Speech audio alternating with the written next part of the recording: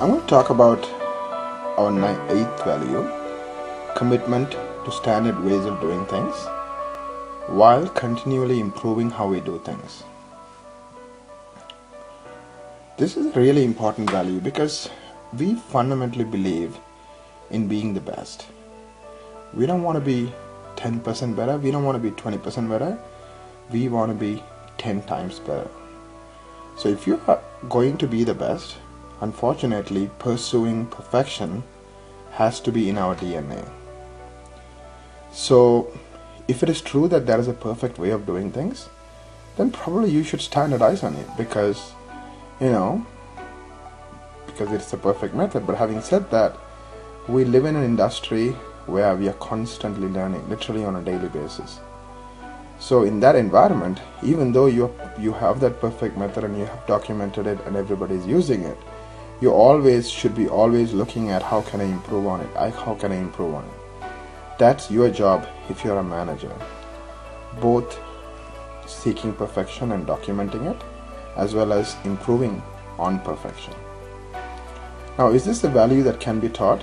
I do believe it can be taught for sure.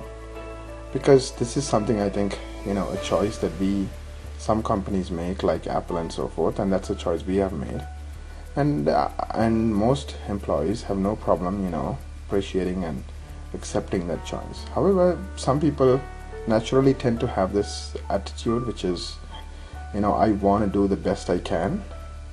And unfortunately, that attitude, that commitment to perfection, sometimes is hard to teach.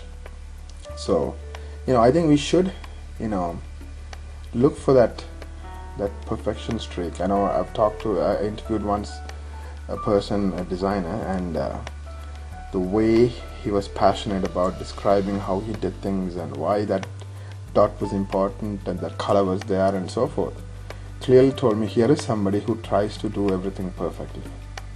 So you can easily find out if somebody has that attribute or not. Again, you can look at their work, the quality of their work, even simple things like their CV. Are they making typing mistakes? Is it formatted properly? Do they show up on meetings on time? Lots and lots of little things. But obviously, sometimes you can't, for example, assume that somebody didn't show up on meeting on time, therefore they're not pursuing perfection. So you got to be careful. You have to really use your judgment. But I think if you can look for it. But I'm not necessarily sure that this cannot be taught. I think if you inspire somebody, I think people will do better and will go after perfection. Thank you.